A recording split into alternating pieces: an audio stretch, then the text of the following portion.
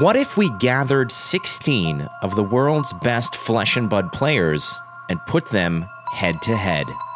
Belittle, creating a rune chant, attacking with overload, and there's that's the game! handshake. Matthew Foltz is your second Pro Tour champion. 16 of the world's toughest Flesh and Blood players duke it out for a $2,000 prize pool.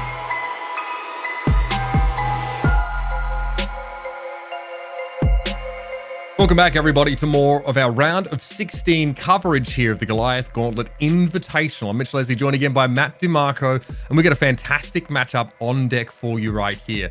Michael Hamilton, the one and only, will be taking on a very close friend of mine, Erik Lonnquist, here in a matchup that is definitely going to be a song of fire and ice. Flake, I know you're very familiar with Michael Hamilton, having had a chance to preside over many of his matches, and also Doa, you've actually teamed up with him before in a Flesh and Blood event. We did. We had the Three Ninjas theme on the docket when we were going to go to the Team Blitz event in Las Vegas. We did ditch that because it was frankly more it was more bark than it was bite. But finally, what an introduction to competitive Flesh and Blood in the CC universe for Erik Lonnquist, aka Doa, then the reigning U.S. national champion. Welcome to the Thunderdome, Erik. Oh my goodness. I mean, Michael Hamilton, his resume is insane. 2 calling wins, a top 8 in a calling, a Pro Tour top 32, a Pro Tour top 16, a battle-hardened win, and of course, your current reigning US Nationals champion. His opponent, Erik Lonnquist, has been an esports commentator for over a decade now, and he's been a real, card game enthusiast. I got into Flesh and Blood about at the same time as him, to be honest, sort of during Everfest, and we practiced a lot, we play test a heck of a lot. Great guy. He's an absolute ninja stand. Doa was drawn to Katsu as soon as he started playing the game, and he'll be on that FI list today. Might look familiar to those of you who were at the Nationals. He is playing card for card Daniel Rakowski's list, of course, that grand final of that US Nationals, the one that Michael Hamilton went up against. So let's talk a little bit about this list here, Flake, because there's a couple cards that you're excited to see returning to the fold of Ninja. Oh, certainly. Ninja, again, has kind of seen a resurgence. FI was the talk of the town when Uprising came out back in June. It lost a lot of its luster as other heroes kind of surpassed it, but there was Daniel Radkowski just throttling the entire Swiss field when it comes to the U.S. Nationals, and ultimately, there's a lot of cards here that I want to touch upon. I mean, the resurgence of old favorites. There's 2 Razor Reflexes in this list, and that could be paired up with certain cards that do not have natural go again, cards like Snatch, cards like Enlightened Strike. This is the old, the Ninja blueprint of old, and the resurgence as well as cards like Soulbeat Strike. There's it's such a great utility card as the blue blocks for 3, it costs nothing, and it pitches for blue, which is what you want to see, but also the red, a 4 for 0 on hit go again. The block for 3 is very clutch if you need it, but ultimately this is a deck, Uber, that we've seen that just wants to get those long combat chains on the back of an Art of War turn. Those are going to be critical. Yeah, and I mean, that block value might actually have some relevance in this particular matchup. The rest of this list obviously includes your classic Belittle Minnowism package. No red Minnowisms, it's really those blue Minnowisms that Doa, as we know him as his nickname, Lonnquist, is going to have to rely on here to get through some of these very frosty turns coming out from his opponent, Michael Hamilton, someone who revolutionized an already, very nascent concept of Icelander, bringing in a lot of these above rate attacks, right? Coming out with these sort of reds like Findle's Fighting Spirit, Wounded Bull, another card that a lot of people didn't expect to see, but it turns out, Flake, that playing above rate attacks is a good thing to do in Flesh and Blood. Yeah, who knew that value was a good thing? You hear about it all the time on the, when it comes down to the end of the year and you're looking for a new car. Value is what you got to do. And in this case, cards like Findle's Fighting Spirit, Wounded Bull, Enlightened Strike, they get the job done. Scar for a Scar is already activated for the Icelander player because they're going to start at 36 health. And hello, that is a Heart of Findel. There's so much life gain in the most odd ways. Cards like Findle's Fighting Spirit is going to get you some life, as well as the Heart of Findel as well. Findel's all over the place, frankly, and we've seen this deck before. We saw it win and just surprise U.S. Nationals. Michael Hamilton has been revolutionizing heroes for a long time. Way back when people were playing Starvo aggressively and rolling the dice on getting all three elements. There was Michael Hamilton playing very patiently and winning callings in Indianapolis, and now most recently his victory at the U.S. Nationals with more innovation. Also, if you are looking for Flesh and Blood podcasts to fill your time, he is one half of the MNR cast, which you can find on Spotify and other platforms, which is really great to listen to. And just a wealth of experience from both him and Roger, who got him into Flesh and Blood initially in that show. Very quickly on the Icelander game plan here. Bit of modality with this deck, right? In a faster matchup like this, we're looking less at those frost hexes and more at disruption and tearing apart the hand of the fire player. Even cards like Brain Freeze become quite relevant, forcing the opponent to put a 0-cost card on top of their deck. That's the blue Brain Freeze. So without further ado, let's jump in. Let's see how this plan unfolds.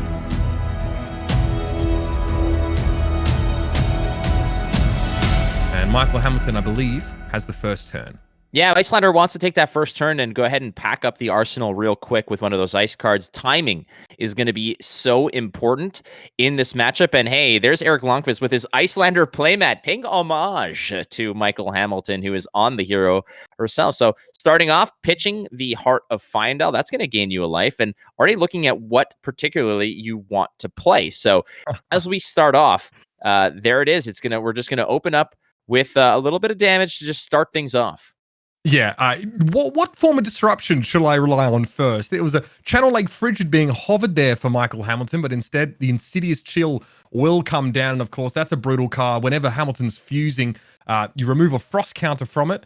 And if so, target hero, the opponent has to discard a card unless they pay 2, which is not something that Fire normally has surplus of. Those resources, making it costly for Fire to sort of deal with those fuses is definitely going to be a core part of Hamilton's game plan here. So Lonnquist looks across the table and knows, okay, when we start to see cards get fused, I'm going to have to start giving up my hand before I can really get started on the attacks.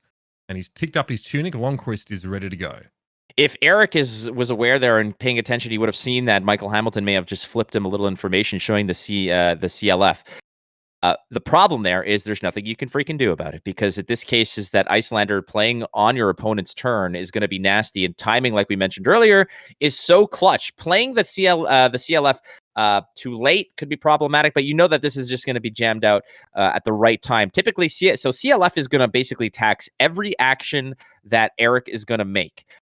So playing it as early as possible is going to be in Michael's favor. The other side of the coin here is if there's another ice card, you know that Michael's going to be timing those to really shut down turns to make sure that it's awkward. And at the moment right now, it's just a 3 go again that's being presented, and an Ice Bolt is going to meet that on the combat chain.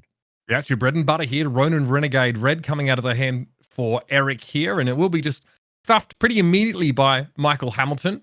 Still with that inbuilt go again, there's plenty of options, and Eric's probably hoping to try and draw out this Arsenal card from Hamilton here. Hasn't seen it quite yet, so we're going to come in now with the Ember Blade. Coming in for a nice little 3. That's a cold foil Ember Blade, but I don't think the coldness is really going to perturb the Icelander player too much, as Michael Hamilton just goes ahead and drops down to 34. Second Draconic Combat Chain link is locked and loaded. Again, the Phi ability, when there's 3, you can basically go ahead and retrieve a Phoenix Flame for free. Erik's going to try to sort of do his best to really just extend and get as many pokes and prods as possible. There's the first Belittle. That is a yellow Belittle, and that is showing the right recipe here. So he's going to be able to go ahead and fetch one of those blue Minnowisms. Yeah, so it shows Rising Resentment from hand there. Obviously, that is a 0 for 3 with a go again. So a yellow Belittle means it's going to be coming in for 2 power, but again, digging for that Minnowism, which may be relevant as Hamilton starts to try and disrupt. Again, being able to pitch away that blue Minnowism if there is any sort of issue with fuses or Arcane Barrier. There's 2 AB up right now for Erik, so if he needs to block some of that damage coming in, he can. Right now, it is the bread and butter, like I said, for Phi, getting out some of these small chip attacks, and Hamilton is going to be taking them. Remember, a lot of Michael Hamilton's cards getting turned on when at lower life, so he'll try and walk the life down a little bit and make sure he can get the best value from some of those generic attacks. So what I'm surmising here from Michael's reluctance to play the CLF out of Arsenal at the start of this turn in response to that Ronin Renegade is that he likes his hand so much that he needs all the cards there to really do some damage. So I suspect that there's some real gas in there, some real fireworks that he's going to be, little hocus pocus, some wizardry on his end, perhaps a Wingardium Leviosa. Oh, perhaps? for sure. Some Guardian Leviosa these nuts is what he was hoping to actually send his way. A little, maybe an Aether Ice Vein Fuse. You need some pitch and you need a fuse card. So anything that he peels away from his hand, in this case, he already gave an Ice Bolt. So all 3 cards might be the right recipe here to actually send it back. Yeah, playing CLF on Michael's turn means he gets 1 less turn of that effect in essence, but it has go again, so you can obviously do some other stuff around there. Here's that Rising Resentment coming out. This is actually getting blocked here by that aforementioned CLF. Obviously, Rising Resentment not hitting, so it won't be triggering that effect anyway, even if there were extra cards. And Phoenix Flame now coming out of the graveyard for free for Erik. And he can throw that in here. We're obviously wondering if there's any sort of potential for Rupture at this stage. Obviously, Belittle does not count as a Draconic Chain Link unless it gets played after Bram with Cinderclaw. But we're still up to 3 on that count. Not bad. Either way, you're getting a Phoenix Flame for free. And really, Uber, what is free these days? Besides tuning into this tournament. Nailed it. I tell you what, for Lonnquist, not much is going to be free going forward, though, if we do see those disruption effects like CLF come down. Now, interestingly, we may have seen that Phoenix Flame get arsenaled here, as Erik was hoping to create a longer chain link on his turn, but it's just, straight out the hand. It's going to be a Lightning Strike here, and I'd suggest it's probably coming in for the 7. Yeah, +2, why not? Again, the way that Michael Hamilton is going to be playing Icelander is going to be very methodical. It's not about trading damage. It's about finding the right margins to go ahead and sneak the damage in. So he blocked very strategically to make sure that the Mask of Momentum was never really threatening to really extend the turn that much, holding on to particular cards. He did take a little bit of damage, but he's opted in this case to send 7 off the back of taking 5 in that case. So that is a fair trade in Michael Hamilton's eyes. It's a game of attrition is how he wants to view this. And despite the fact that Erik Lonnquist can really push a lot, Michael Hamilton has opted in this case to really hold on to the card in his arsenal, thinking that this is going to be probably, if that's a CLF, he might be holding on to that CLF in arsenal when, let's say, an Art of War is presented. Yeah, absolutely. And obviously, Erik as the 5 player, just not incentivized to block this, pure 7 damage with no on-hit effect. Very reluctant to give up any sort of cards to that, especially with an early life lead here. But he has to know now that coming into this turn, there's bound to be some degree of disruption. You're looking across the table, Flake. You see your 5 opponent with, a full grip plus arsenal. You know that you're going to have to intervene in some manner to prevent a potential blowout turn here. So Lonnquist has the opportunity now to peruse some of his options and try and put together an effective turn, bearing in mind, of course, that there's always that potential for things to get a little bit more expensive or some cards to be stripped away. Now, keep in mind that this is Daniel Rutkowski's list. Daniel Rutkowski was a finalist at the U.S. Nationals who lost to Michael Hamilton on this particular Icelander list. So this deck has there. So here's the Art of War. We're going to take a little bit of a stop the tangent in just a moment here, but we're gonna go ahead and look to open the turn with an Art of War. Erik Lonnquist has it in hand, and that is usually a precursor to some really nasty business. So Michael Hamilton, if that is a CLF that he's held onto and been patient with in Arsenal, you could probably suspect that Michael Hamilton is just going to respond with Absolutely. a CLF. Yeah, I mean, this is a turn, obviously, where the tunic counter would only be at 2, so it wouldn't be able to sort of pay for that Art of War with that, which is kind of what you want to set up. So it'll be a Minnowism pitched instead, and a little cheeky adjustment there on that tunic. We're not playing with Pro Tour level rules enforcement here, so Art of War comes in. Okay. And it's all happening. That Minnowism got pulled out of the deck last turn and was held on to power what is hopefully going to be an aggressive turn. It's actually going to be Blaze Headlong banished for that draw effect. That's he might actually be reevaluating this. Blaze Headlong is a very strong card. Again, it's a 4 that gets go again if a red card preceded it. So, or if a red card rather. So there it is. Okay. So this is exactly what we were suspecting was happening. Stopping the bread and butter turn, those Art of War turns, Michael Hamilton put a little bit of sugar in the gas tank here with that CLF. Yeah, I don't know how well this vehicle runs on biofuels, but I'll tell you, Lonnquist Pistons are going to start to get seized up a little bit here, as his next attack's going to be a little bit more expensive by 2. Still need to pay through the Frostbite first, and then that CLF is going to persist. And I mean, God, playing CLF in your opponent's turn is something that only Icelander can really do, and it is devastating. An extra whole turn. I mean, there's no flow counter that CLF is going to gain at the end of Erik's turn. It's only at the end of the controlling player's turn. So very, very high value. Combine that with the fact that Frostbite comes down. For a 5 player who's already pitched that Minnowism, this turn is going to get shrunk. It's certainly going to get, it's going to get nerfed a little bit over here. Basically, if that CLF was any other ice card, you could probably pay through it. However, the fact that it has an ongoing effect, taxing every single thing Erik wants to do. Does he want to play an action card? That's going to cost you. You want to go use your tunic? That's going to cost you. It's going to cost another one. Yeah, you want to go and leave a review on a Julia Roberts movie? That's going to cost you. Everything is going to cost you a little bit more while CLF's on the table. All right, here's that Enlightened Strike here. Card being sunk away. Still one in hand, one in Arsenal. We know what the Arsenal card is now, of course, being a Phoenix Flame. So the question is, what are we trying to achieve with this Enlightened Strike? Playing at that Phoenix Flame now has a cost attached to it, making it a very undesirable option. Here, paying 1 for 1 is, we're talking about playing above rate cards. That is decidedly not above rate. So, unfortunately, decisions to be made. Yeah, it's a tough thing to swallow here for Erik. Basically, that CLF is just the remedy for what would otherwise be a nasty tonic for Michael. And unfortunately for Erik, that's something that he's going to have to adjust to. He's going to have to know that Iyslander is going to be less aggressive and more annoying. It's going to basically be that buzzing mosquito that you just can't locate. You're trying to fall asleep, and there it is, just buzzing around your ears. And every time you try to swat it, you just end up smacking yourself in the face. And that's what that is. That's what CLF is against this FI player. A Bravo player, a Guardian, will have no issues paying a little bit more to continue with the single big swing. But off of chain links that go 5, 6, sometimes 7 deep, CLF does incredible work. Yeah. So we had their Lonnquist entered his turn with a 7 power restrike. They got blocked out, 4 damage taken by Hamilton, who are now just going to pitch that Blizzard to activate Coronet Peak. As Lonnquist would have to pay or discard, and obviously paying the 1 here. Again, that's a pretty cheaply lost Minnowism, right? I mean, you don't get that on your next turn. That would help power you through this. So you have to assume that the rest of Erik's grip is pretty potent. Again, that's 2 resources that you just aren't going to get back. Yeah, it's a tough one. It's definitely a tough one. And the Coronet Peak doing a little bit of work. Again, it's a very unassuming card. It's not very dangerous necessarily, but what it did do in this case is it allowed Michael have. Isn't it nasty? It's like, I got my 4-card hand. I can't wait to beat the crap out of you, Iyslander. And she's just there.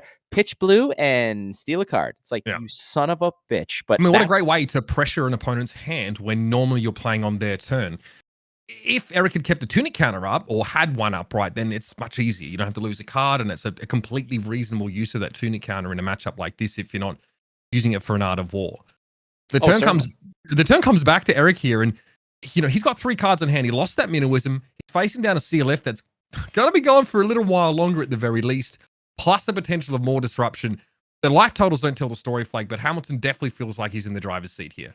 Oh, big time, because everything is going to have to go past his toll booth here. Everything that Erik wants to do is going to have to go through customs, and that's essentially it. Every attack presented, Iyslander is going to be like, okay, and how long are you staying on the combat chain? And, do you have anything to declare? All right, do you have any dependents, All of that. What's your resident address going to be? All right, here's a snatch that boy's paying for. Sheesh. Well, and there are Razor Reflexes that are floating around Erik's deck. There's a pair of red Razors, so that is a way to get over the top, but you do have to pay for that. CLF is still asking and saying, hey, you need to pay this tax. It's so gross, but that's the fact, and Flusterfist is what's going to be pitched here. There's going to be, I believe, 2 float after all this. Beautiful. I love those tokens, those wonderful resource tokens. Those metal etched tokens are gorgeous. Oh, yeah. Everyone in SoCal seems to have them. Shout out to metalfabtokens.net. And sponsors, but they make good stuff, so check them out. I'm a big fan of their gear. So this is an Ice Eternal to block. Again, really in this game plan, which doesn't involve the Frost Hexes, it's much less valuable to Hamilton to sort of play around this. So we are still waiting, in fairness, for Hamilton to show us some of these wizard attacks. We saw Enlightened Strike from him. Again, we know he has a lot of those generic actions, and he seems happy sort of walking the game down in this particular fashion, completely neutering Fire's ability to have any girth on these turns. What a word, girth. Love it. Oh yeah, just go ahead and drop the octaves a few notches, and we're just gonna go ahead and there and hit you with the girth. My favorite band, Girth, Wind and Fire. I don't know if you knew that, but that's definitely. Do you know what else? Tell me. Erik can't block out this Ice Vein fully. He's only got AB2, so your boy's going to get taxed double because first of all, we have a counter coming off of that Insidious Chill. And then the Ether Ice Vein effect is if it does any damage and it's fused, they discard unless they pay 2. So now, the Taxman cometh. I don't know if you remember, but yesterday when we cast that that Isaac Crute batch, it felt like those Channel Mountain Heroics were just staying around forever, over just blasting past their welcomeness to this case. As Erik is saying, how long is that CLF going to be around? But I think the writing's on the wall. It's probably going to get tossed away at the end of the turn here. However, it just seems like it's these ongoing, these afflictions, these auras that are just giving Erik such a headache just don't go away. They're constantly there. You need to find a way to push some reasonable damage through this. It's a really tough ask for this 5 player. That's a card discarded there. To obviously that effect. I think it was the Ice Vein trigger coming in. Either way, there's going to be 2 instances of those that have to be dealt with. And I think that was a Rising Resentment, actually Mounting Anger, excuse me, that got put away. So again, Ether Ice Vein going to be coming in hard. And here we go, pitching by the looks of things to Arcane Barrier, preventing some of that damage, but still going to take 1, still going to have the effect. Yeah, it's still going to be nasty at this juncture. I think Erik's just saying that my hand is now garbage. There's nothing I can do, unfortunately, and I'm going to have to mitigate as much damage as possible. And I also want to, I've been talking about CLF, and the fact that it's probably the most impactful card to come out of Tales of Aria. Obviously, cards like, the legendaries aside, CLF might be the most impactful, strongest card to come out of that set. And just in this case, look what it's doing. It's stopping Erik from getting any value off the tunic because, hey, do you want that resource from your tunic? It's going to cost you a resource. So you're coming out net 0 off that one. So it is doing incredible work. Things like Frostbites, before they're generated, you can go ahead and get to the tunic and float the mana, but there's the Waning Moon. That's going to come in for 2 as well. So Erik is on the defensive here. Michael Hamilton, again, a game of attrition, chipping away at that life total.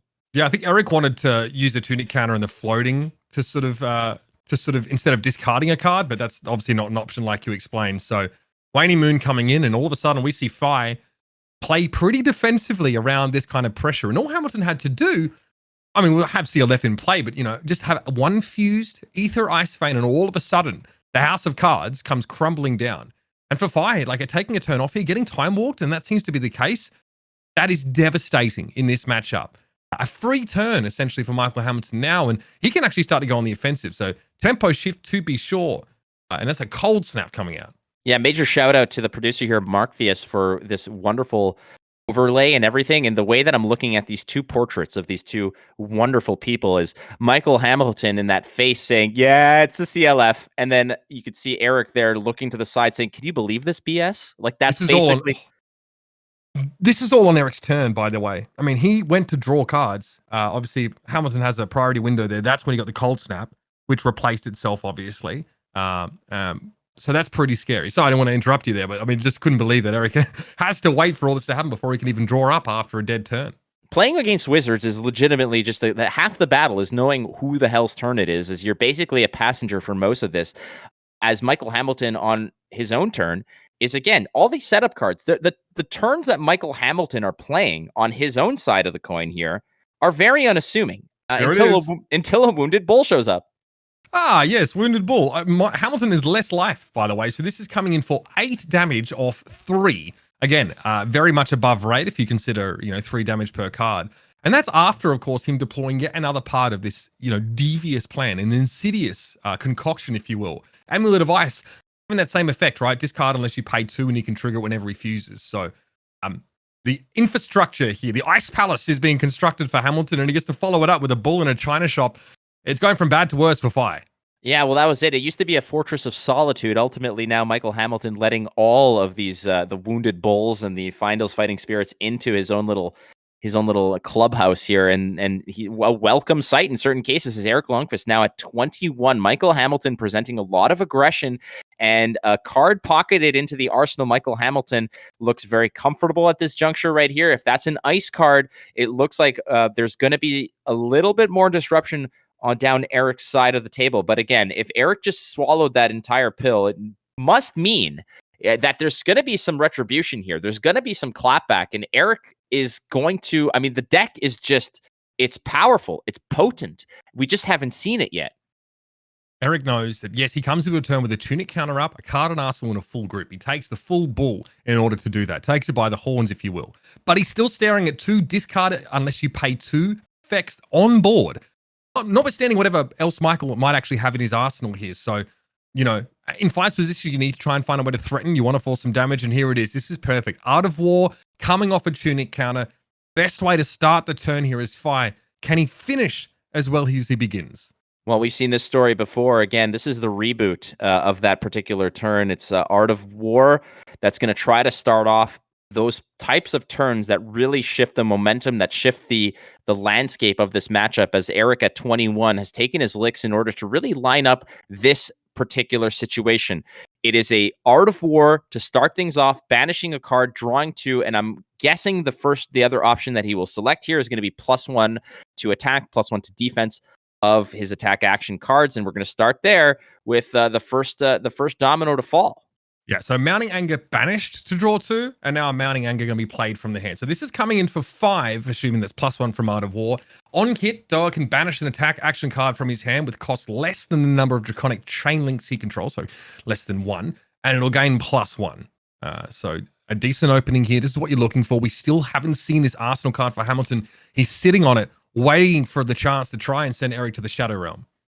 Erik, when he and I were playing in the team event alongside Rick from BCW, he was very much a student of the game way back then, somebody who wanted to really understand all the matchups, understand the intricacies, the identities, the ideologies of all the heroes. Obviously, we know that he's very much a ninja player. That's his bread and butter. That's what he's comfortable with. But what I've also seen from him is just true passion for understanding the matchups and understanding where you're favored, where you're unfavored, and finding those windows of where you can pull a win out of your ass, as it were. As we see right now, the Phoenix Flame that was played out of Arsenal, that Phoenix Flame, I think, has been rotting there for quite a while. So I think Erik finding a little bit of relief to actually throw that on the table.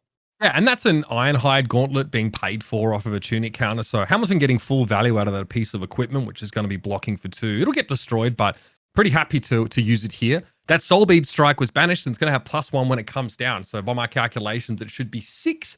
And if it hits, it gains Go again. Still a concern, obviously, if Hamilton just puts 2 cards in front of that, or, I'd be surprised if he uses the peak to block at this stage. But, Erik has to sort of figure this out because he doesn't want his turn to end just because Hamilton sticks 2 cards in front of this Soul Bead Strike. So instead, it's a red Belittle.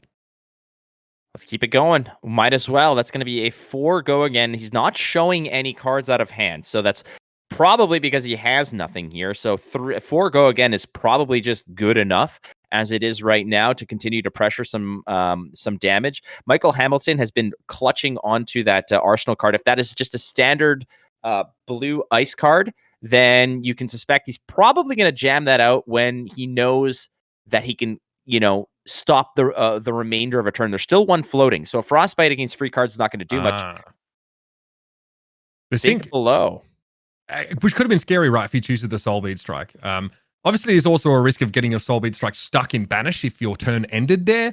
But he's actually able to play that out now when we've seen a defense reaction come out of hand and the Ironhide Gauntlet. Hamilton still sat on this Arsenal card here. So, again, with 1 resource up, I guess, you can sort of break the chain if you like and get your Phoenix Flame back. I don't think that's really an option based on the resources that Erik has to work with, but that's an empty hand right there. So there won't be anything coming in after this. He can get another Phoenix Flame because there's 2. The first one he played was out of his arsenal. So if there's another one in the graveyard, I don't think there was, but there was an option to go ahead and pay that 1 to go get another Phoenix Flame to attack for 2. Does that feel good? Well, it feels much better than nothing. I mean, you could get it and actually pocket it back into the arsenal and have that there in case. It's not much of a surprise. It's not a potent card, but it's still something that can kind of stretch out, the rest of a turn if necessary. However, at this juncture, there's that was it. But Erik did manage to actually punch through, a little bit of Michael's turn there, getting the life total down to 18. Oh. Erik again in the driver's seat here, but again, we've seen what this Icelander deck can do. Oh, it's carnage. Oh, Erik's hand's about to get torn to shreds here. That's a red Ether Ice Vein, comes in for 5. Lonnquist can't block it all. So we have potential 3 instances of discard unless you pay 2. The first one comes up straight away. It's a compulsory trigger from Insidious Chill. And this is where the hurt starts coming again. If there's any chance that Hamilton can time walk, Lonnquist again, there's no coming back. Well, the issue with these particular turns is not necessarily the damage that you're swallowing. It's the fact that you basically just go ahead and donate your turn to the cause. You don't have enough AB to block this out. Even if you did, or even if you had the resources to, you don't have any AB to blast through 5. It's just not a situation. There's no, as far as I can tell, I don't believe there's any. I'm taking a look right now. Combination. Yeah, look that up. Well, I'm looking to see if there's an Oasis respite in here, but there isn't. And that would have been the only reprieve in this case to actually be able to dodge what Michael's doing here, which is, like you said, just time walk him. Just go ahead, throw damage, peel all the cards away from your hand, just light them on fire, and dance around the burning ashes. That's basically what Michael's looking to do here. And this represents far more than just 5 damage, right? It's the tempo destruction that you suffer as a deck, a hero that thrives on that, needs that sort of tempo to be pushing. And here it is. This is looks like we're going to have that trigger go off here. So that was a discard, I think. That card got thrown away, and I think Hamilton's deciding whether he activates his Amulet of Ice. Do we strip another card potentially? Okay, Adoa choosing to pay 2 instead of discarding that card. We'll get it back later. But again, you still lose another card here. It's another effect that says discard a card unless you pay 2. And at best, it's another card going into Erik's pitch zone. It's nasty. And in this case, I don't even think Erik will even have an opportunity to even say, all right, Arsenal and pass. It might just be pass, and that extra little juncture is pretty nasty, as Erik is just going to go ahead and recycle some more cards. I'm not sure how much Doa has left in his hand here, but if he can get away from this turn to just card, I think. If there's a card left, you have that in your back pocket to basically say, all right, I'll just pocket this, I'll draw up, and Insidious Chill is, a little bit less potent. That's another red Aether Ice Vein. If you draw the nuts again into another red Aether Ice Vein with the resources to pitch and fuse for it, then fine. Then, I'll just ride that train when it comes to the stop. But ultimately, Erik is just going to Arsenal, pass, and hope that he finds another window to go ahead and have another big turn. And his life totals are starting to get low to where that Storm Strider's Assault starts to become relevant, right? Once, Erik gets to 12, maybe, Michael can start to lay it on thick. Like Freezing Point, maybe not as relevant here because he's not using Ice Afflictions really. He's not using Frost Hexes and he's not generating a ton of Frostbites. In this anti-aggro plan, it's all about disruption. So Erik's moving to his end step here. Pocket of the card, drawing up a window here for Hamilton to respond. It looks like just goes to his turn and throws down that Enlightened Strike. Question is this +2 or go again? Looks like it's 5 with go again. Oh, okay. That's scary. That is definitely scary. The follow-up here can potentially be a Fyendal's Fighting Spirit. It can be a Wounded Bull. It could be a Scar for a Scar. There are certainly other options for Michael Hamilton to take here. The Wounded Bull will not be as potent because Michael does have more life total than Erik now, but still, sending any kind of 7. It might actually be another E-Strike. If it's another E-Strike that can be followed up with, it's another 7, headed toward Erik. And like you mentioned, there's a certain kind of Rubicon that you cross where you are always in the crosshairs of a Wizard player with Stormstriders still on the table. So Erik has to be mindful of not just what this turn represents, but what the next turn might represent as well. Yeah, I want to make it clear as well that Freezing Point package, there's no encase, none of those sort of red Ice Wizard attacks in this deck, but Emeritus Scolding can hit pretty hard if it comes on your opponent's turn. 2 cards being used to block here by Erik. So it's either cards being stripped from his hand by discard or pay effects, or just big attacks in his face. And you said it, the Wounded Bull is coming back in, horns first. Oh, it's not as wounded as last time. Let's get real here. As you can see, the life totals are adjusted. Michael Hamilton at 18, Erik Lonnquist at 9. Again, welcome to the jungle, Erik, as your first matchup in, competitive CC is against the champ, potentially even the GOAT. That's certainly debatable, but Erik has been navigating this matchup fairly well, pick and choosing when those turns are lost, as well as when it's time to ramp up and take damage. This was a situation where he had no other choice, but we're going to see the clapback here. But again, Stormstriders still a threat.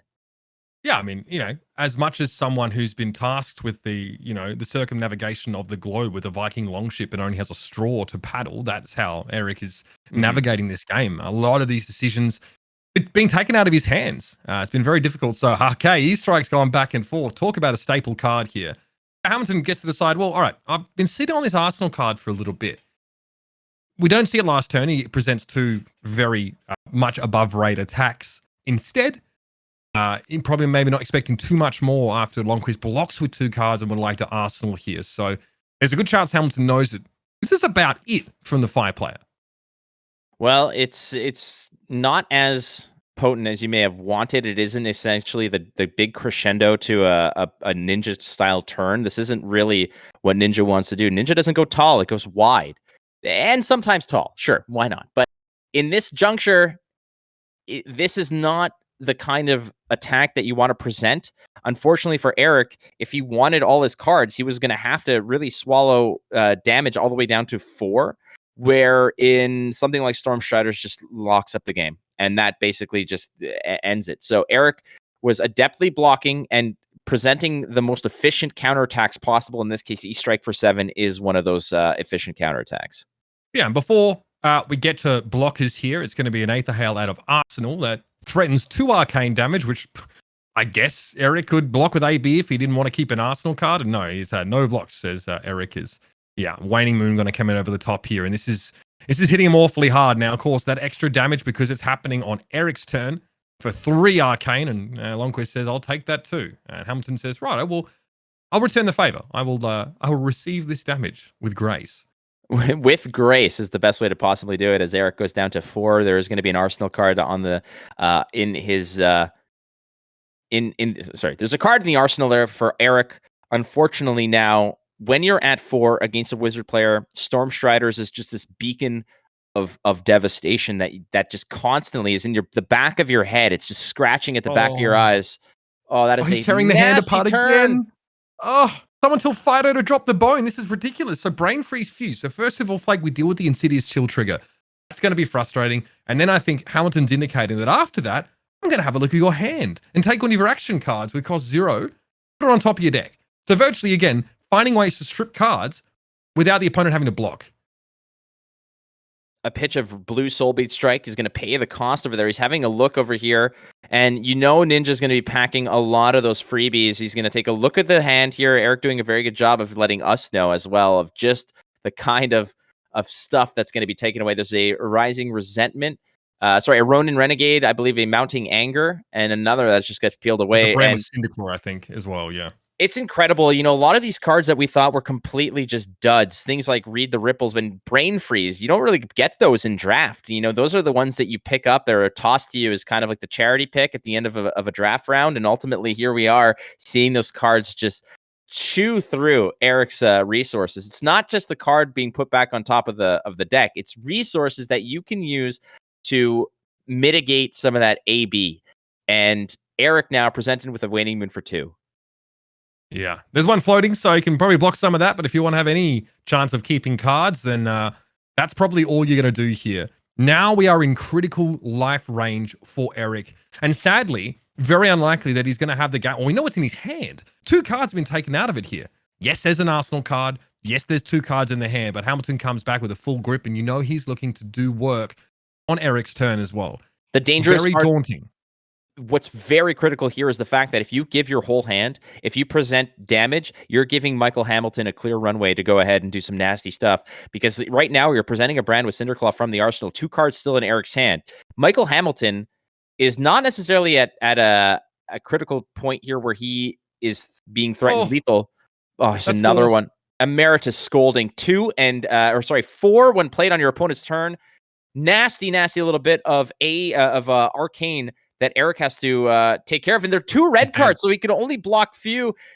Follow it up, Waning Moon, 3 attack. That brand with Cinderclaw never even hit the board ultimately, as Erik Lonnquist here is given his best efforts to take out the champ. But Michael Hamilton on the deck that made his name at US Nationals just methodically picked apart Erik Lonnquist. Yeah, absolutely brutal stuff for the 5-player. I mean, Hamilton begins the game with that Insidious Chill.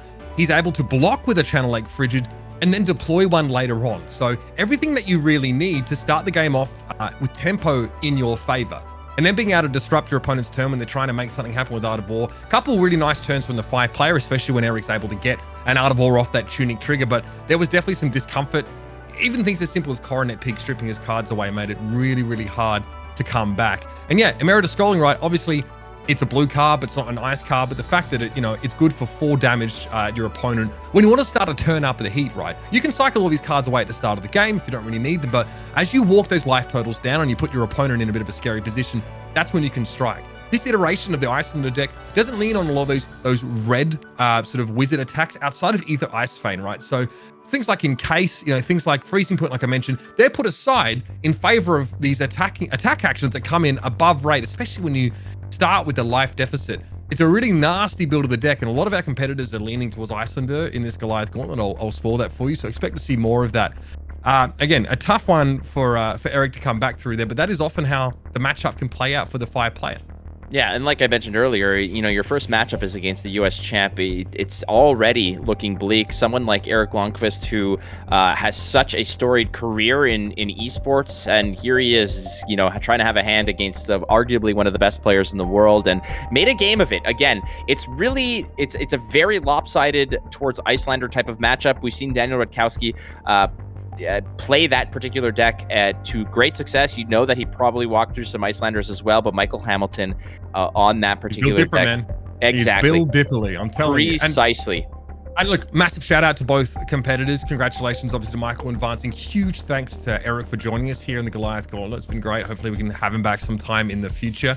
Our next matchup, that was really exciting. You may have noticed that we have quite a mix of competitors in this tournament, right? We have a lot of top players as well as some fantastic content creators that are also great players in their own right.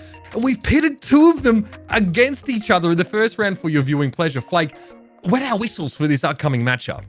Well, I am going to be joined by 110 and Grace, and we're going to go ahead and really watch two of the pillars of the community battle it out. RedZoneRogue versus DMArmada, and if there's one thing that these two are, it's incredibly creative, and you know that they are bringing not just a good deck, but a unique deck. They want to try something different. DMArmada is very much a wizard stand, whereas RedZoneRogue a ranger player. I don't know what the decks look like particularly. We're going to wait for the next match. We won't spoil it for you, but ultimately these two are very excited to be here. They've got a little bit of a friendly rivalry perhaps between the two of them. So they're going to be playing for keeps.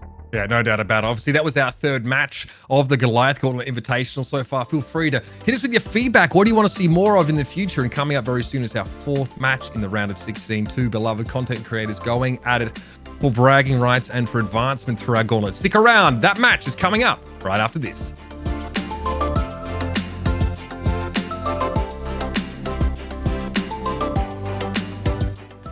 The Goliath Gauntlet is brought to you by FAB Cards, where reality and fantasy meet. Go to kfabecards.com for all your Pokemon, Magic the Gathering, and Flesh and Blood needs. FAB Cards. Be who you want to be.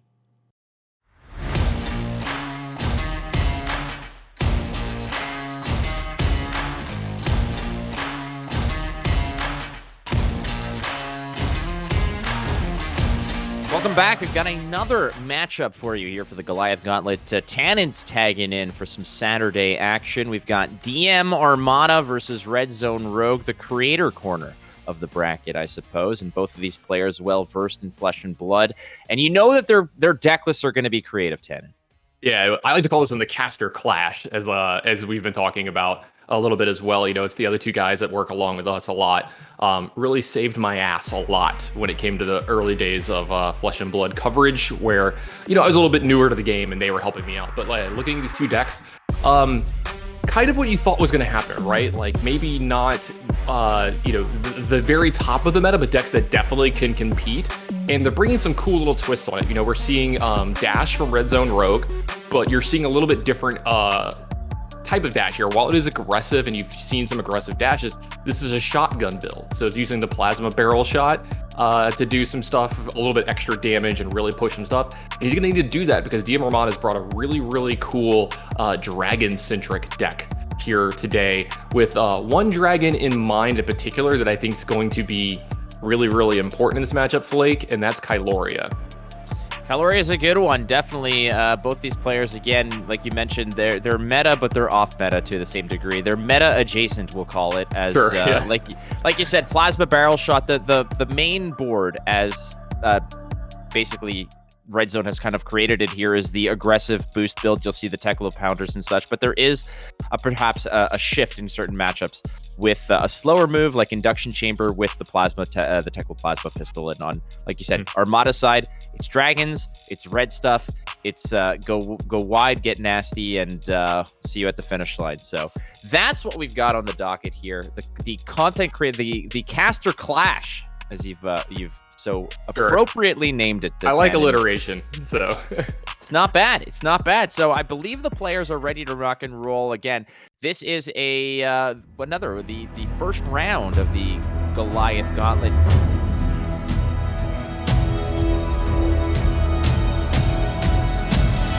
I gotta believe it's gonna be something aggressive, because the thing that RedZoneRogue's gonna need to do here is attack and attack a lot, and not just for big numbers. You're gonna need to pick off dragons and stuff here as well. So while I expect Armada to take maybe the control aspect of this matchup and kind of pivot for board position, try to stay alive and, amass a big board, RedZone has to do a thing where he's going to push. It does look like it's a pounder. He's going to push a lot of damage, but he also has to control the board a decent bit as well. It's kind of like playing against Prism. You talk about this a lot. You like Jeremiah a good bit. Some of our friends do as well, that they're missing that Prism fix, that they had from back in the day. And this one kind of gives you a very similar feel to it. And so you're going to see a very similar kind of game plan here where, hey, you're going to push damage when you can, but you're going to try to pick off this stuff and pick off these dragons and keep the big board from getting out of hand on DM's side. The biggest challenge initially was actually resolving the dice roll, as both players were playing some high roll. Just absolutely just matching him toe for toe. In that case, DMArmada with the big 10, and RedZoneRogue says, watch this with the +1 on that one. So like you mentioned, Tekla Pounder is basically on the feature menu today. So congratulations. We're going to get pretty wily here, as it's going to be Boosty Boys all the way to the Shotgun Blast finish. And on the side of DMArmada, it's going to be a little bit of a slower take, but there are some pretty big hits in there. There's the Dune Breakers, but as well as the big boy Senopais, the eight crush you for 2. Those are nasty, and I don't know if there's that much in terms of Phantasm Poppers on the side of RedZoneRogue. I'm having a look here. Obviously, there's the maximum velocities that can get the job done. But looking through the list, it's kind of difficult to spot those 6s. Yeah, definitely less than normal, right? Like no Command and Conquers here in this list, like you might see sometimes like that. You mentioned, there might be one, but I don't expect a ton of blocking from RedZoneRogue in this matchup. He's going to want to push the tempo here, really try to get as much damage as possible, control the board from Armada as possible. If he's getting in a situation where he has to block a lot, he's losing the game. Yeah, the game's going to be slipping away from him here. And you're also going to see him do quite a bit here trying to interact with the armor of Armada. Not only does he have the full Rainbow Suite of T-Bone, he also has Magnetic Shockwave in his deck. It's another card that forces your opponent to block with their equipment. So you're going to see RedZoneRogue, if he gets these draws early, push a lot of damage, but also force Armada off of some of this equipment really early. And that could throw a wrench in your plan when you're a deck like Jeremiah, where you're trying to set up a board plan, and sometimes you want to make sure some of this extra damage doesn't leak by cagely blocking with your equipment, like right when you need to, and RedZone's going to take that away from him. RedZoneRogue playing those T-Bones again, giving a little bit of the Magneto ability to just kind of pull in some of that equipment where necessary. And we're going to start here. And again, when you're playing a deck that just wants to boost a lot, you want to be able to have boost reliably. So cards like Command and Conquer, cards like Erase Face, which would otherwise cycle in as Phantasm Poppers, they're just not going to gel well with the deck. So you're looking at the maximum velocities, and I think the throttles are what are going to be able to pop some of those dragons, but that's not enough. We've seen these kinds of matchups where Guardians even have trouble. Guardians run out of poppers eventually, and we're going to start here with a sweeping blow. That's all it is. Exactly. We're opening with a sweeping blow here, 10 and 3. Go again. Good opener. Yeah, absolutely. This is kind of how DM wants to start his matchup. Get some Ash tokens going, gives him a chance to start making these dragons as soon as possible. Both these players have a lot of setup here. This is not your traditional Flesh and Blood games where you're going to put an attack on the board, pay for it, maybe play a non-attack, play an attack, and do that thing. Here, we're going to be doing attacks to make items, make Ash, create, board states with Teklo Pounder, things like that, and make one big attack or one or two big attacks from there. Like you saw Red Zone on turn one, not letting DM cycle any cards or anything. It doesn't even attack him. What he does is he just loads up his shotgun, puts a card in his arsenal and sets up to maybe get a bigger turn here. And kind of like what I was saying, there's not going to be a lot of blocking here. And already we're seeing that kind of play out. RedZoneRogue's, wonderful avatar there next to his name. Similar hairstyle. Looks so real. I thought it was just real. I thought that was just him. I know, that's a cool art style, but he's got the Dromai haircut too, kind of working over there too. So 3 go again is going to punch through. That's going to create Ash as well off of the pitch. And just starting the game in general, Ash generation is going to be on the menu here for Armada. That's going to be kind of priority 1 early on because you're going to need it to create dragons. So ending the turn, and again, big props to everybody who in the tournament has been very demonstrative of what they're trying to do here and making sure that, okay, I'm drying up, I'm passing the turn, and just giving a good experience overall for everybody who's watching. Yeah, I love that we're getting such clear and concise stuff from these two. I fully expected these two to be what to aspire to here in round 1. We took this video, took a screenshot of it, and we kind of showed some of the other guys like, this is what we had in mind. Like everybody did a good job round 1 of getting stuff, but there's always those small hurdles, like maybe a camera angle's a tiny bit off. I know you and I aren't the best at the stuff ourselves, so we had to work on it, but it does look like we were setting up for our first of a couple big attacks from RedZoneRogue here. High speed impact, that's going to get boosted, and we're going to go again off that. Again, the boost effect allowing you to banish a card off the top of your deck. If it's a mech card, you get go again. And the initial builds I found, Tannon, in early mechanologist boost lists, there were sprinkles of generic cards in there that really kind of created that little RNG element of, okay, am I going to get a guaranteed boost here, or is it just like a 90% chance? And those 1 in 10s could come back to bite you and just really rock your world if you peel them at the wrong time. But now mech builds are pretty much going mech. It's just a guarantee thing. We don't need command and conquers. We don't need E-strikes. We don't need any of that cool stuff. No D-reacts, no nothing. We want to ensure that we're doing this right. And a 2 block here for that first attack. Yeah, I actually like these kinds of builds from the Dash players where if you know what you're doing, you're a deck of singular focus, right? Like you're attacking, when you see a shotgun get presented from Dash and just a bunch of cards at boost, you know what you're about. We're not blocking. We're going upstairs. We're dealing as much damage as we possibly can. And this looks like a big aggressive turn here from RedZoneRogue, getting a little extra damage in. And yeah, I like this because you want your deck to be as consistent as possible when you're this kind of aggressive deck. And you want to make sure that you always hit on all your banishes, which we see that is happening here. I'm sorry, on all your boosts. It's so nasty. Again, the equipment that Mech has is, he's just utilizing the Teklo Foundry Heart, which, once per turn action, you use a resource to banish the top 2 cards and gain 1 for each Mechanologist card. Again, when you're pulling at a clip of 100% here, it's just a way to generate a free resource, right? It's just old reliable for free resources. And as we see here, the combat chain continues. We're going to continue to boost and get nasty here as more attacks are presented. Yeah, that allows him to play this throttle as well for a little bit of extra damage here.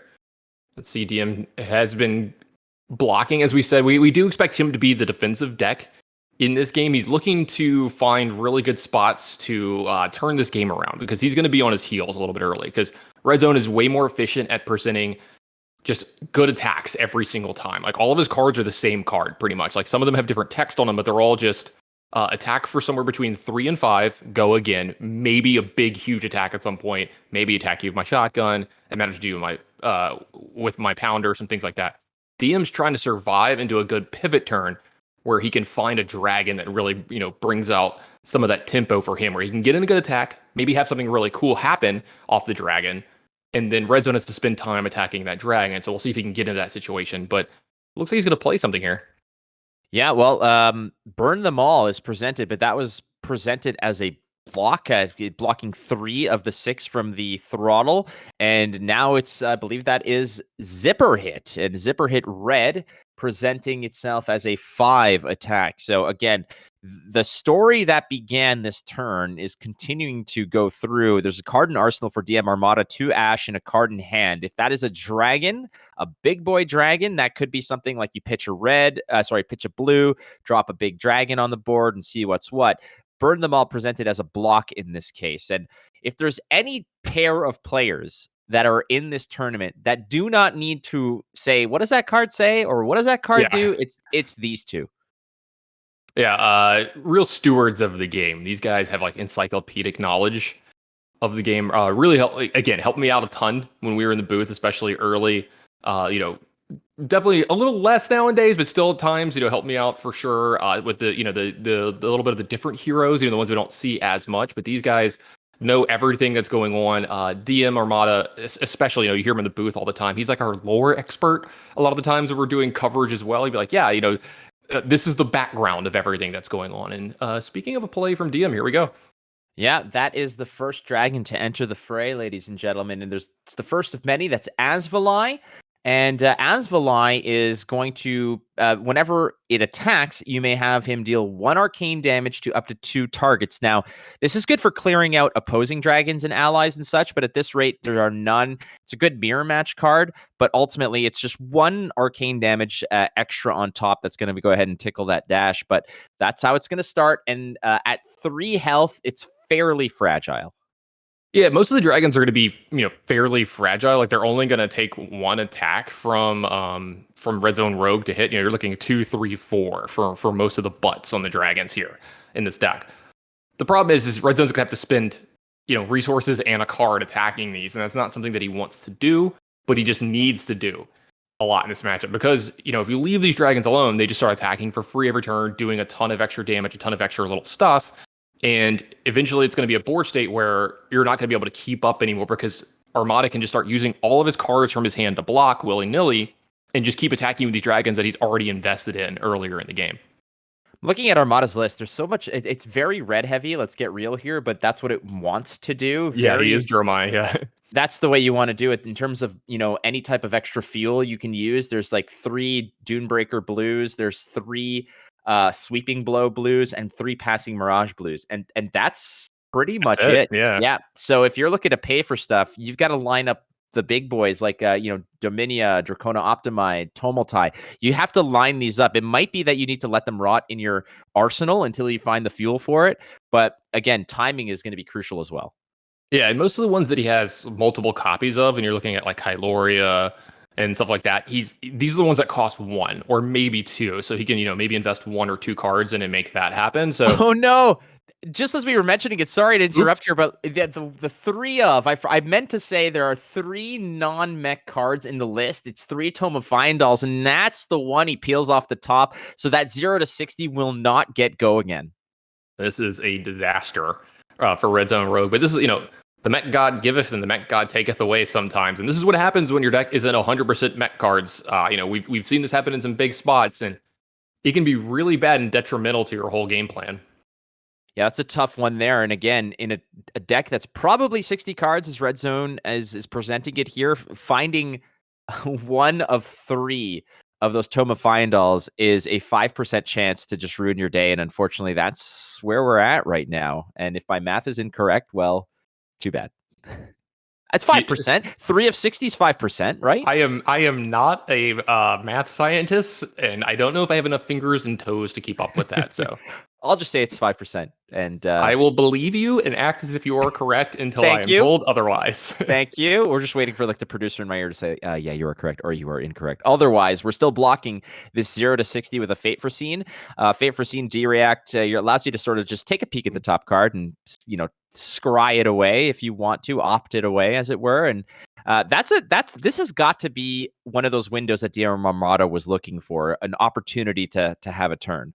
Yeah, this is a huge spot for DMArmada to make a pivot in this game. Like this is, he gets a little lucky, so he needs to capitalize on this. That attack, it looks like, went at DM and not at the dragon, so the dragon is still sitting around. So if you were to say, make another dragon this turn, attack with both of them, since they'll have go again if a red card is played, then this is a huge turn for DM, and now Red Zone's on the back foot and has to start getting back into the game that way. If I was sitting here trying to do the math for you to try to get to know if your percentage is right, but I can't find my TI-85. I don't just have it sitting around enough. Maybe I was playing too much Tetris on it earlier. Yeah, TI-85, man. I had the TI-83 plus. I mean, the 85 was leagues ahead of anything that I had. But yeah, I do remember all the cool games that were on there. That's Canada for you. Exactly. That's the metric system. That's the metric version. Billowing Mirage is what's being presented here. A nice opener. Again, finding those cards that just kind of start the turn, as it were. Billowing Mirage is one of the ones that you can lean on. It's going to transform one of the Ash into an Ashwing. So it's going to cost you 1, but you are developing board state as well. And I have to sort of rewind a little bit here. I feel like RedZoneRogue going, face with the initial attack. I believe it was a zipper hit, if I'm not mistaken. Zipper hit red. I mean, that presents 5 damage. You don't want to waste 5 damage on a dragon that has 3. I think that what Red Zone was thinking here is I'm going to go 5 to face, maybe another big card to face, and then use one of my smaller attacks to clear out the dragon. But he got absolutely just stonewalled by peeling the, pulling that Tome of Fiendal off the top. That's a really good point. You're thinking of cards like 0 to 60, that have attack values of 2 and 3 in his deck because he's playing the full rainbow version of these. These cards are specifically situated in this deck. He doesn't think about this when he's building his deck. I want this to kill dragons, right? But like those cards in there are made to either attack when they can, pay for other cards because these are some of his blues and his yellows, or in situations like this when he needs to make smaller attacks, he's fine throwing this card at a dragon to trade off. That way he's not leaking extra damage. Like you said, you don't want to attack a dragon that's got 3 toughness with something that's attacking for 5. Oh, this is a nasty one. Kyloria against mech. This is the nightmare. Yeah. This is nasty. It doesn't necessarily scare you in the sense of its life total, but it comes in as a 4 attack. And if it hits, steal an item, or if there are no items, draw a card. This is a must answer for Mechanologist. This is much like Themi against a wizard is just the worst case scenario. This is the nasty. This is the nightmare. This is the smog. If you're one of those dwarves, invading Moria. Yeah, exactly. Like I was going to say, I just got some flashbacks to The Hobbit, one of my favorite books. Shout out to that one. Thank you for bringing that one up. Book. It was a great book. The Hobbit. Yeah, absolutely one of my favorite books of all time. But yeah, this one is super scary, right? Like you're cool with either end, right? If you take an item from your opponent, that's something they can't use, which is great, right? You steal and you're like, this is mine now. I'm keeping this, right? Because we all know dragons are very, very greedy and they like to hoard all their stuff. But then after that, it's almost worse in a lot of spots where it's drawing cards, because now Armada can be even more willy-nilly with just throwing cards at RedZoneRogue because they're going to get replaced or they're going to get a bunch of cards out of his hand. So you see that from Red Zone here. He's going to have to make the full block here. And this is, like you said, this is kind of like a Command and Conquer type card, where this demands you to respond to it. What was that? I just missed that. DMArmada had on the side his own Teclo Pounder just ready to go. And keep in mind, that's amazing. Isn't that great? Like DMArmada is in Texas, and RedZoneRogue, I believe, is in Portland. Yeah. And so DMArmada was already saying, "Oh, that was gonna be my Teclo Pounder," and he showed everybody. He's like, "Yeah, I had a plan here." You know what I would have done? I would have had the Teclo Pounder ready, but I would have put it in an envelope with like 2 DMArmada from RedZoneRogue, and then if I got it, I would have opened the envelope like on camera, and made it like, oh yeah, he mailed it to me when I stole it from him. I love it. Armada really just started hamming it up. Playing it up, yeah, it's so great. But yeah, you're right. Like Kyloria is a nightmare. Asvali still left to be. They're still there on the board. That's a really good point. And this is the nightmare scenario for Red Zone. He's at a lower life total than DMArmada. His turn got stymied by that, what you said, 5%er, getting unlucky there. And he's not really executing game plan number 1 here. So now he has to figure out, okay, so what can I afford to throw at these dragons? I need to keep, attacking DMArmada because otherwise he's not gonna use cards out of his hand. So this is where it kind of starts to snowball out of control, and Red Zone has to walk this really tightrope line of dealing with the dragons, but also still executing game plan A, which is, attack Red Zone as much as possible. Attack Armada as much as possible. Another attack presented here. Now, when it comes to cleaning up the dragons, there's no phantasm on the dragons if you attack them, much like Spectra on the dragons. Spectra. Yeah, so you can just go through it. If you find the right recipe here of boosts, you can honestly just steamroll through the entire fleet of dragons that Armada has done a really good job of establishing here. But he's going to start with a pedal to the metal that's 5. And with 2 life totals of the dragons on the board of 2 and 3, I think 5 to face, and then following it up, like you said, with some of the lower attack, like lower to the ground, things like zipper hit or 0 to 60, you can probably get a good job of just kind of cleaning them up. And I think that at the very least, Kyloria is not long for this world. Yeah, I think that's problem number one, right? And really good sequencing from Red Zone here. We have to see what he attacks with after this, but I think it's so important that he needs to attack Armada as much as he possibly can because he needs to either get cards out of his hand or get his life total low that he has to start making hard decisions.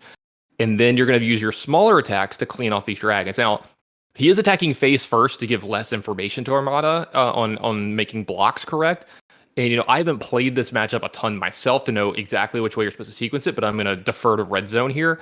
But this isn't like Prism, like you used to talk about back in the day, where we had to attack Prism and they had Spectre and all their stuff, where you have to attack them and then attack the aura afterwards because the chain would close. This is a little different. If you attack dragons, the chain doesn't close because they're real. They're actually there, so you can keep attacking after that. It's not the same thing. Spectre, one of the craziest abilities in this game. It's definitely, and again, like it's very flavorful for the type of hero, an illusionist. Like the way I think about it is like imagine like Mysterio, just creating all these illusions in front of you, and as soon as you confront it, it dissipates and it's gone. But you're left there stunned, like what the hell happened? It's kind of similar to that regard, where you're attacking something with Spectra, you swing right through it, and it just dissipates, and that's your whole turn because you're left bewildered. And but dragons, like you said, dragons are real. It's a scientific fact. Trust me. We're talking to you, Dale and Mac. There's exactly. There's a show every Sunday night with them in it. I mean, like that I watch every time. There's dragons in that. It's got to be real. Red Zone doing his best Tom Holland impersonation here, trying to take down Mysterio. If anyone can find Edith, I think Dash should be able to put it together. And that was the name of the glasses, right? I think it was Edith, if I remember correctly. So all right. So the pedal to the metal here is getting met by some equipment as well as a block from hand. I'm just curious to know what so pedal to the metal. Let me just take a look real quick here. Again, mech is not always my favorite, but it says if it hits, your next attack will gain dominate. So who knows what that next attack could be, the on-hit effects of it and such. So what Armada's doing here is just blocking out and just trying to not have to, get gooned by whatever is the follow-up. But I suspect that RedZoneRogue here is probably going to go after some of those dragons. And he did pitch another one of those Tome of Fyendal. So 2 of the Tomes of Fyendals are no longer really a concern for a while, but there's still one of those landmines floating around. Yeah, absolutely. And Pedal to the Metal, one of the few attacks out of this deck that has some relevant text. T-Bone does as well, but generally all the other ones, you're looking at 0-60, zipper hit, throttle. These are just X for X, right? Like 0 for 3, 1 for 5, that kind of thing. We're just attacking you for generic damage, but there's a lot of it, and you're going to attack 2 to 3 times a turn.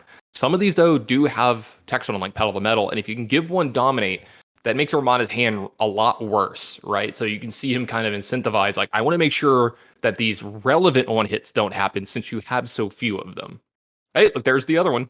All right, so we're in the safety net over now here. RedZoneRogue has kind of banished one of those landmines. He's presenting another one, and there was one that was, I believe, pitched earlier, if I'm not mistaken. So for now, it should be all systems go for the boost, as all 3 of those duds have been dealt with in one way or another.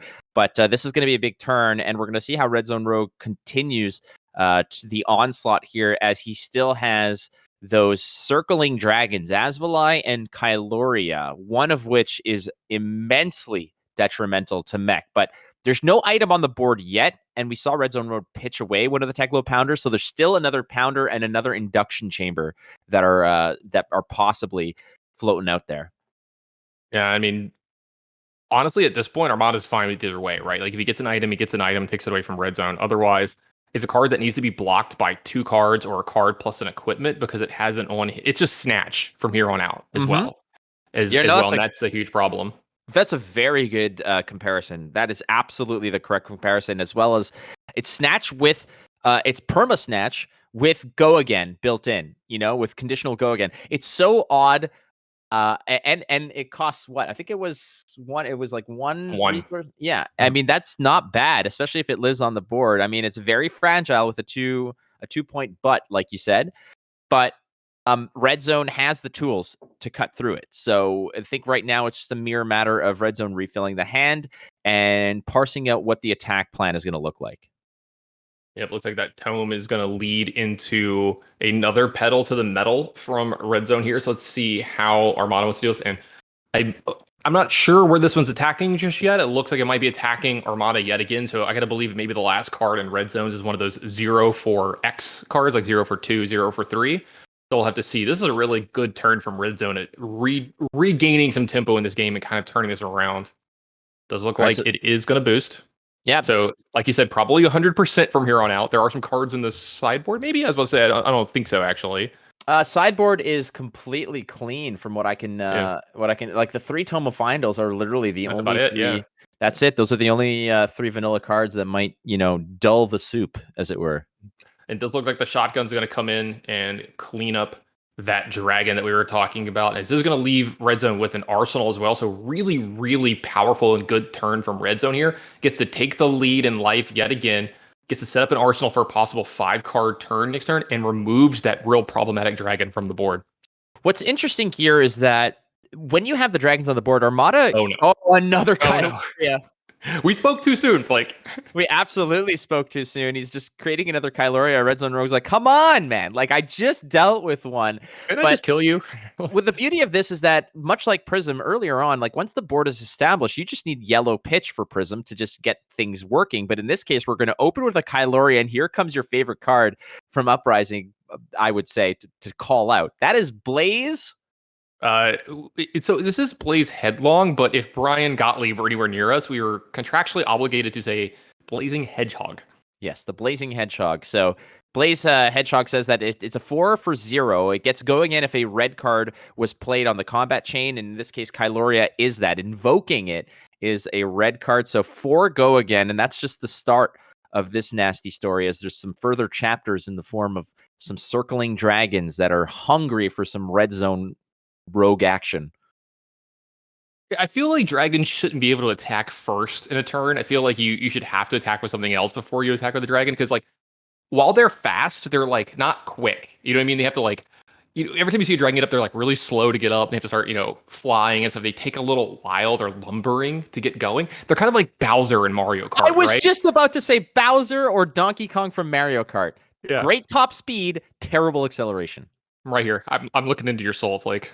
I was always Yoshi. Do not touch Yoshi. Yoshi was automatically mine. I was a Toad man myself. I was always player 2. I have an older brother, so I was always player 2 in all my games. I always had to pick second, and like I was always Kin, never Ryu. That kind of stuff. And did you play Mario Kart on N64 as well? 64 and Super Nintendo, and yes, I would kick your ass. Oh, okay. Well, the question I was going to give you is, can you give me your best Toad? I'm the best. I'm the best. I'm more of a baritone, so that's the problem. Well, we're going to ask whoever wins this tournament to basically finish by saying that they are the best. But continue onward the onslaught here, the resolving or sort of reorganizing the combat chain, opening with invoking Kyloria. However, the Blaze Headlong has come through. The Asvalai with the 2 plus the 1 Arcane Chaser, and now 4 attack with a 2-point ass. As Kyloria is lurking. It's another 4 attack that on hit will draw DMArmada a card, and there's still more to be had, perhaps. I mean, yeah, DM still got stuff left over here. Possibility of another draw here. Like we said, since there's no item, this is a snatch that's attacking RedZoneRogue here. And RedZone just in another. I mean, he's been put in the blender almost every turn for the last couple turns, where every decision he's had, it's been really rough, and it does look like that's going to hit. Well, you got to do what you got to do. And if RedZoneRogue's hand is pure fire, he might be in a situation where it's like, yeah, it's fine. I don't care if you have another card. I don't care if I swallow a little bit more damage, because what I have is going to wreck you. But again, having cards on the board consistently means that DMArmada can dump a hand and still be a threat. It also means that these are threats that RedZoneRogue has to answer. So if the dragons are taking some of the heat here, it's like extra life on DMArmada's side. It's just like having a little extra cushion. So whether they die or they live, obviously DMArmada wants to keep them on the board, but them dying just means that Armada gets a little bit extra, extra runway to continue the game. Yeah, it puts them in a weird spot, right? It puts Red Zone in a real weird spot where, like, if Red Zone were to attack Armada here, and there's 2 dragons left over, Armada is perfectly fine giving cards from his hand to block the damage, because he's already got development. He's already got a board. he's probably going to have at least one dragon left over after this turn, right? So he's okay with giving cards from his hand. If you start attacking the dragons early and spending a lot of resources plus cards from hand from that, then Armada knows that his hand is safe for the next turn and he can just start rebuilding, kind of like what we saw happen before this. When the dragon was taken care of and then immediately a second copy of it pops back up because, hey, you didn't have to block. You didn't need to block. He's got all this stuff kind of in the bank, ready to go. So you can see the kind of situation that it puts Red Zone in. It puts him in this unique squeeze where, damned if you do, damned if you don't. You have to figure out what's the best way here. That's why I'm saying it's really tough for Red Zone to walk the line correctly where he's getting damage in, but he's also controlling this board. And, you've seen kind of this, even just the minutest misstep, and it wasn't a misstep from RedZoneRogue, but from his deck of not having the Mechanologist card come off the top. That one little spot of not having go again in an important spot really messed up that one little turn, and things have kind of maybe not gotten out of control from there, but they've definitely moved over into Armada's side of the board in the way he wants this game to go.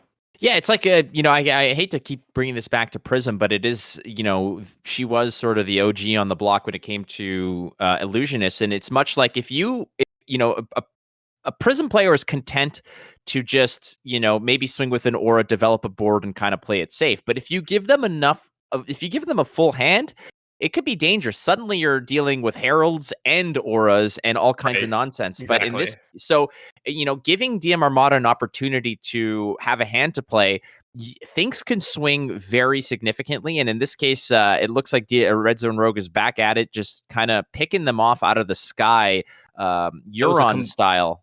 Right, that was a combustible courier that gets to get a hit on this. So I believe this does trigger the fact that the next attack you boost and the combat chain gets a +3 here as well. So this T-Bone is going to be coming in for a ton of damage and must be blocked by equipment. Yeah, it must be blocked by equipment, and it's getting +3. So you can't just donate something like your footsteps or something like that. Something's going to have to meet it, and it might be your Silken form. Because keep in mind, you can just toss something out there that has 0 block, because Silken Form doesn't have Blade Break, it doesn't have Battle Worn, it's nothing. It doesn't destroy if it's after a combat chain. But the strategy with this, for those who are wondering, because you might think, okay, T-Bone is being presented, you just toss one of your throwaway equipments at it, who cares? The strategy often is chaining the T-Bones together mid or late game, where you're eventually catching those clutch pieces like a tunic or something. So if you find 2 or 3 T-Bones in a row, you can go ahead and yoink all the equipment and really, really ruin the day, and really just kind of create an awkward scenario for a player that might rely on that equipment for their game plan. Yeah, you're not going to see it this game because Armada's already used it, but let's say he was holding onto that Crown of Providence for just the right moment, right?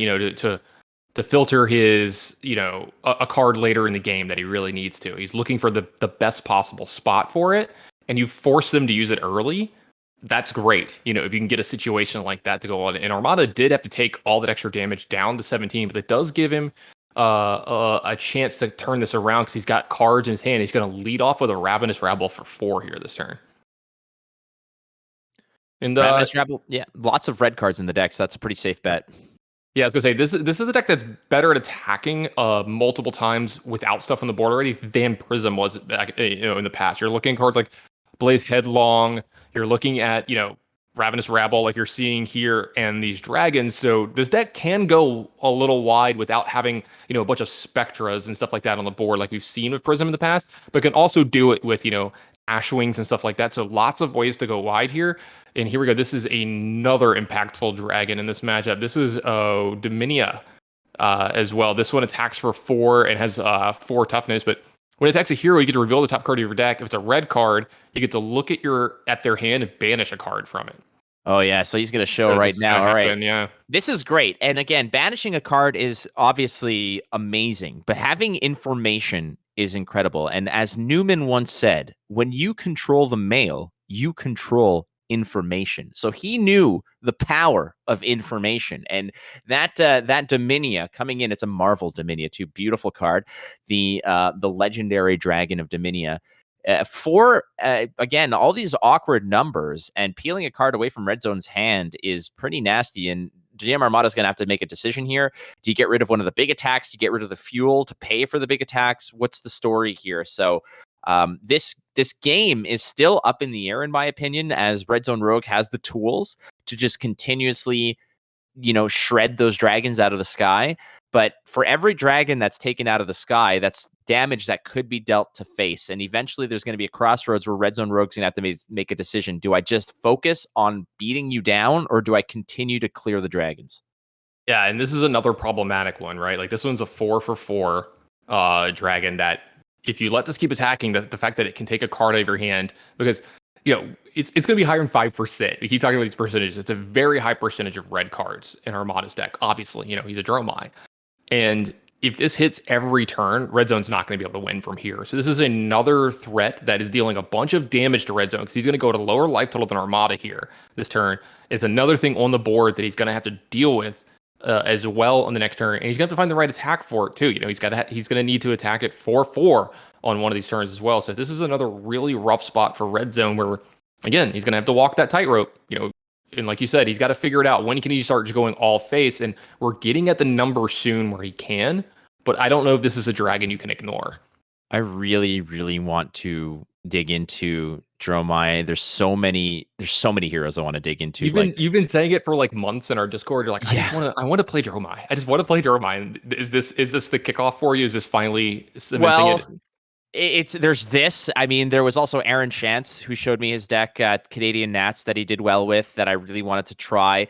But once you take these things to Talishar, you just get absolutely gooned, because if you don't know what you're doing, you think that you can just get absolutely throttled, and ultimately you think that a deck list is all you need to succeed. No, it's practice, it's understanding, it's matchups, it's sideboarding. There's so much to do here.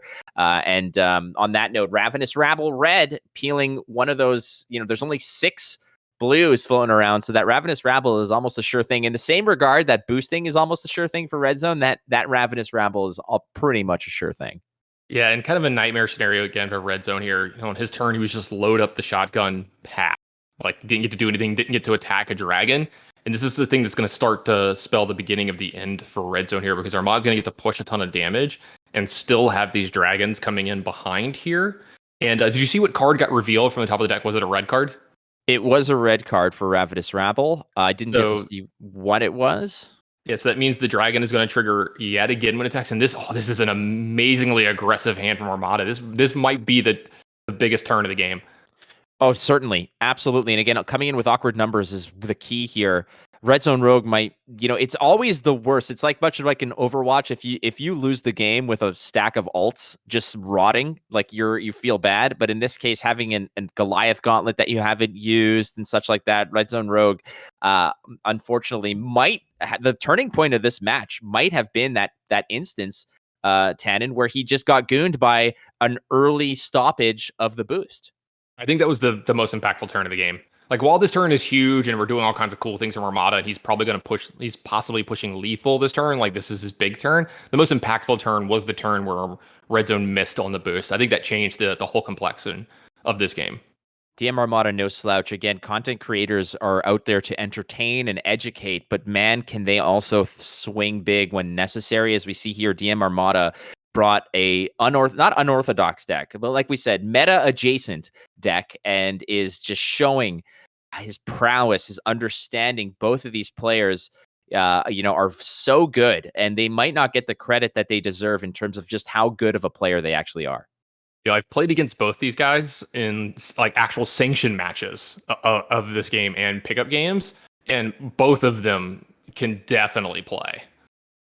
So it was a red Billowing Mirage that was on top of DMArmada's deck, and he's going to look at the hand for RedZoneRogue again as Dominia is continuing its dominion over the skies here and threatening RedZoneRogue's hand, threatening RedZoneRogue's life total, as Armada gets his pick of the litter here of how he wants to stunt RedZoneRogue's turn on the clapback. Honestly, I think he could choose a card at random. Here, I think you could just roll a die and be like, all right, this one's 1 and 2, this one's 2 and 3, this one's 5 and 6. And, not that he's going to do that. He's going to take the right card here, but I think that it's in this bad of a spot for Red Zone from here that I think Armada can almost start clicking buttons at random from here because the turn has just been so powerful and his setup is so good. He still has another dragon attack behind this, if I remember correctly. There's still the Asvalai that I Yeah. believe hasn't come through yet. Both players playing very methodically, which is we appreciate here. Nothing taken for granted as RedZoneRogue goes down to 4. And there's the Asvalai as a 2 attack with the 1 arcane also. So The Chaser, yeah. the Chaser, if there's no arcane barrier, then RedZoneRogue's going to be at 3 to just before he even gets an opportunity to think about this dragon. Yeah, he does have a barrier with his headpiece, but I mean, it's Arcane Barrier 2, and, it doesn't really have a lot of resources sitting around, so this isn't something that he could really even afford to do at this point in the game as well. So this is a really rough spot, and I don't know if Red Zone can come back in this. We'll have to see if he can find a way out of this, but he's not going to have any cards left over in his hand unless this T-Bone is left over somehow and he goes to 1. But even then the dragon is just lethal at all times because that Arcane Barrier is going to be too much for you to stop plus attack. So I think Red Zone's just in a spot where you saw him on this turn try to do it, right? Like he let some of the damage through early because he's like, I have to take this damage. I have to find a pivot turn. Like I have to attack back here and get these dragons off the board and hope Armada has just a setup turn after this or something where he attacks me maybe once, right? I don't have any of that happen. But unfortunate for him, this is the worst case scenario with Ravenous Rabble into Blaze Headlong, into another attack, into a dragon, into a dragon. This is the worst possible case scenario. And it does look like he is going to go to 1 here just to keep a card in his hand. This is dangerous. Again, you need to answer Asvalai at this juncture, but we're going to go ahead and create an Ashwing by how do we do that?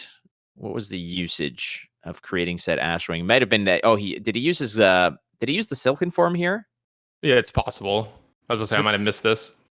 All right, so Silken form gets dunked on, and I think you actually have to. Is that a burn them all on the board as well? It is a burn them all on the board, so that is going to just be more arcane. And when you're on the edge like RedZoneRogue is here, and you have AB2, it gets exceptionally expensive to answer the bell here.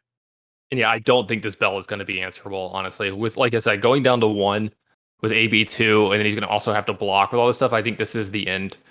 Unfortunately for RedZoneRogue with this really cool dash deck. Armada's going to take his time. This is the last turn of the game. You want to make sure you don't mess up anything. You want to make sure you do everything correctly, get it all in the right order here, sequence correctly as well. Don't mind taking a moment here, but burn them all along with all of these dragons plus the cards in his hand. I don't know if Red Zone has a way out of this. Hey, it does look like he's going to get attacked real quick with the shotgun, but that's fine. And get rid of an Ashwing. That's problematic. Something, I mean, yeah, it's definitely something. And DMArmada using those Tumulti sleeves, so very thematic, on point there, DMArmada. Oh yeah, he doesn't do anything without a reason behind it, right? Like all of his decks, pretty sure he's very methodical on how he sleeves his decks, what sleeves he uses, what versions of every card that he uses. He's definitely going to show off what is one of the best collections I know of. Both these guys actually have absurd collections in Flesh and Blood because they've been here since day 1 practically. And they're definitely getting to show it off here today, which is nice. All these Marvel Dragons have been a joy to watch. Pillars of the community, we call them. Foundational members. Absolutely. Wonders. There's a Billowing Mirage that is going to open up. It's going to allow you to, so pitching a red, playing Billowing Mirage, you create an Ash, and then I believe you can transform a card into an Ashwing. So not a bad start to the turn. Again, the fact that your Sandakai, your weapon, your Dromai weapon, needs a red on the combat chain to grant your dragons go again. So opening up with a natural go again 3 like that also establishes board presence is a wonderful start to the turn. Yeah, this is one of the outs that Red Zone was kind of playing towards. It's like maybe there wouldn't be a red in Armada's hand. I mean, there's like that, probably like 0.75% chance that he could draw a hand that's all blues in a deck that has like 9 blues in it whatsoever, so that, I mean, you got to play to your outs, but the odds of this are astronomically low. But you've already gotten unlucky once this game. Maybe it's time for you to get lucky. But this looks like another dragon as well from Armada. He's kind of just flexing now.